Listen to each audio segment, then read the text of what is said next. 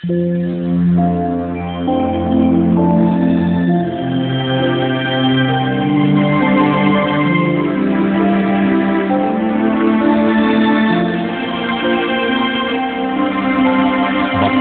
ang humabasa at ang nangakikinig ng mga salita ng hula at tumutupad ng mga bagay na nasusulat doon, sapagkat ang panahoy malapit na.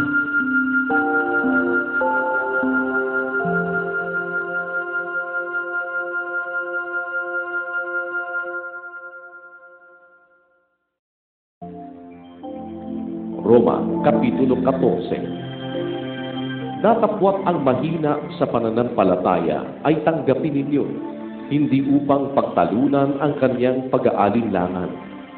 May tao na may pananampalataya na makakain ang lahat ng mga bagay, ngunit ang mahina'y kumakain ng mga gulay. Ang kumakain ay huwag magwalang halaga sa hindi kumakain, at ang hindi kumakain ay huwag humatol sa kumakain, sapagkat siya'y tinanggap ng Diyos. Sino kang humahatol sa alila ng iba? Sa kanyang sariling Panginoon ay natatayo siya o nabubuwal? Oo, patatayuin siya, sapagkat makapangyarihan ang Panginoon na siya'y maitayo. May nagmamahal sa isang araw ng higit kaysa iba. May ibang nagmamahal sa bawat araw. Bawat isa'y magtibay sa kanyang sariling pag-iisip. Ang nagmamahal sa araw ay minamahal ito sa Panginoon, at ang kumakain ay kumakain sa Panginoon, sapagkat siya'y nagpapasalamat sa Diyos, at ang hindi kumakain ay hindi kumakain sa Panginoon, at nagpapasalamat sa Diyos. Sapagkat ang sino man sa atin ay hindi nabubuhay sa kanyang sarili, at sino man ay hindi namamatay sa kanyang sarili. Sapagkat kung nangabubuhay tayo, sa Panginoon tayo'y nangabubuhay, o kung nangamamatay tayo, sa Panginoon tayo'y nangamamatay. Kaya't sa mabuhay tayo o sa mamatay man, tayo'y sa Panginoon. Sapagkat dahil dito ay namatay si Kristo at nabuhay na mag-uli, upang siya'y maging Panginoon ng mga patay at gayon din ng mga buhay. Datapot ikaw, bakit humahatol ka sa iyong kapatid? At ikaw naman, bakit pinawalang halaga mo ang iyong kapatid?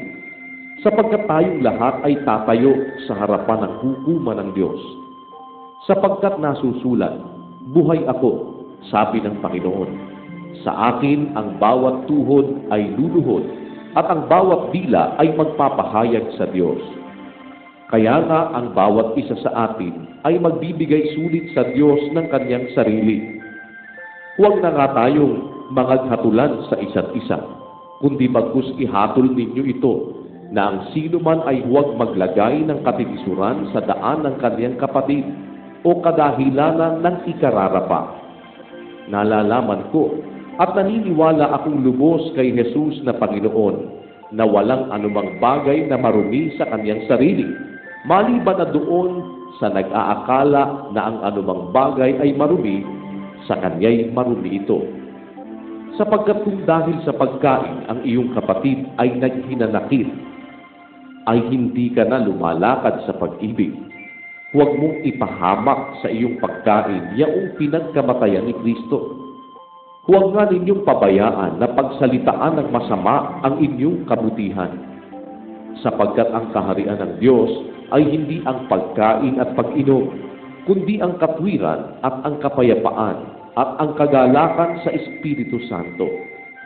Sapagkat ang sa ganito ay naglilingkod kay Kristo ay kalugod-lugod sa Diyos at pinatutunayan ng mga tao.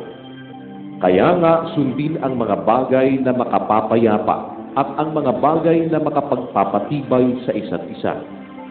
Huwag mong sirain ang gawa ng Diyos dahil sa pagkain. Tunay na ang lahat ng mga bagay ay malilinis. Gayunman ay masama sa tao ang kumakain ng laban sa kanyang budhi. Mabuti ang huwag kumain ng lamangkati, ni uminom ng alak, ni gumawa ng anuman na katikisuran ng iyong kapatid.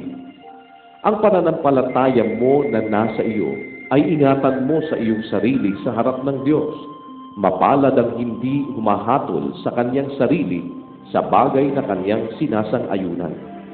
Ngunit ang nag-aalinlangan ay hinahatulan kung kumakain, sapagkat hindi siya kumakain sa pananampalataya, at ang anumang hindi sa pananampalataya ay kasalanan.